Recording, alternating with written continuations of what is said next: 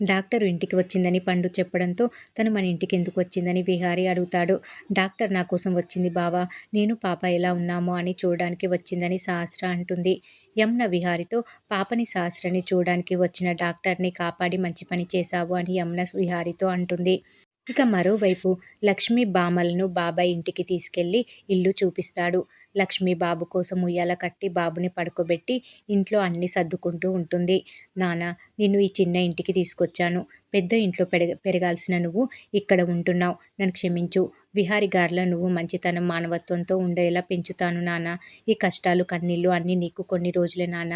నిన్ను బాగా పెంచుతా అని లక్ష్మి బాబుని పట్టుకుని అనుకుంటూ ఉంటుంది. ఈ చైను మీ నాన్నగారు నీ మెడలో వేశారు. ఇదే నీకు శ్రీరామ రక్ష. దీనిలో మీ నాన్నగారిని చూసుకుందామని లక్ష్మి బాబుతో చెప్తుంది.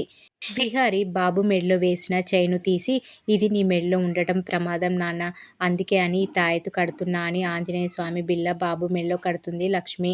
ఇక మరోవైపు బయటకు వెళ్తున్న విహారితో, విహారి ఎన్ని రోజులు ఇలా ఉంటావు అని అడుగుతుంది యమున. ఎన్ని రోజులైనా ఇలా ఉంటానని విహారి అంటే, నీకు ఓ కూతురు ఉంది కదా నాన్న, తన కోసమైనా నువ్వు మారాలి అని అంటుంది యమున. ఆ పాపకి నాకు ఏ సంబంధం లేదు. నన్ను తనని కలపొద్దు. నాకే బంధం లేదు అని విహారి అంటాడు. నీకు పాపకి ఏ బంధం లేకపోతే నీ మానాన నువ్వు వెళ్ళాలి కదా. అలా కాకుండా పాపకి ఎందుకు పాలు పట్టావని యమున అంటే, అది ప్రేమ కాదు, మానవత్వం అని విహారి అంటాడు. అమ్మా, నాకు అసలు ఇక్కడ ఉండాలని లేదమ్మా. నన్ను నన్నులా బతకనివ్వండి. లేదంటే ఇక్కడి నుంచి వెళ్ళిపోతా అని యమునతో అంటాడు విహారి.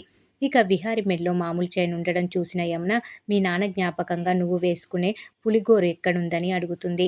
బాబు మెడలో వేశానని చెప్తే నేను ఎక్కడ మారిపోయానోనని యమున అనుకుంటుందని, ఎక్కడ పెట్టానో తెలియదు అని విహారి అనేస్తాడు. తర్వాత బాబుని గుర్తు చేసుకొని, ఆ బాబు బామ్మగారు నేను కాపాడిన అమ్మాయి ఎలా ఉన్నారో ఏంటో అని విహారి అనుకుంటాడు. బామ్మ వాళ్ళు ఎలా ఉన్నారో ఏంటో అని బామ్మకి కాల్ చేస్తాడు విహారి. బామ్మ, విహారి బాబు బాగున్నారా అని మాట్లాడడం లక్ష్మి విని ఎమోషనల్ అయిపోతుంది. నా మన్మరాలితో మాట్లాడు బాబు అని బామ్మ లక్ష్మికి ఫోన్ ఇస్తుంది. లక్ష్మి వద్దు అంటూనే ఏం అనలేక గొంతు మార్చి మాట్లాడుతుంది. సిరిగారు బాగున్నారా అని విహారి మాట్లాడతాడు. బాబు ఏడుపు విని స్పీకర్ పెట్టి బాబు దగ్గర ఫోన్ పెట్టమని అంటాడు విహారి. బామ్మ పెట్టగానే హలో నాన్న, ఎందుకు ఏడుస్తున్నావు అని విహారి అనగానే బాబు ఏడవడం ఆపేస్తాడు. నాన్న, నువ్వు మీ అమ్మ కష్టాలు తీర్చాలి. పెద్దయిన తర్వాత నువ్వే మీ అమ్మని బామ్మని బాగా చూసుకోవాలి అని అంటాడు విహారి బాబుతో. ఇక విహారి మాటలు విని బాబు హ్యాపీగా పడుకుంటాడు. బాబు, నీకు నా మన్మడికి ఏదో సంబంధం ఉంది బాబు. వాళ్ళ అమ్మ ఎంత సంధాయించినా ఏడుపు ఆపలేదు. మీతో మాట్లాడి ఏడుపు ఆపేశాడు అని చెప్పి మేము వైజాగ్ వచ్చేసామని బామ్మ విహారితో చెప్తుంది. మీకేం అవసరం ఉన్నా నాకు చెప్పండి అని విహారి అంటాడు. ఇక మరోవైపు పద్మాక్షి హాస్పిటల్కి బయలుదేరి డాక్టర్ని చేర్చిన హాస్పిటల్ కనుక్కొని డాక్టర్ని చంపేయాలని అనుకుంటుంది. పండు పద్మాక్షి మీద అనుమానంతో ఫాలో అవుతాడు పద్మాక్షిని. ఇక పద్మాక్షి డాక్టర్ కోసం వెళ్ళడం చూసి, ఇక్కడికి వచ్చారేంటి అని ఫాలో అవుతూ ఉంటాడు పండు.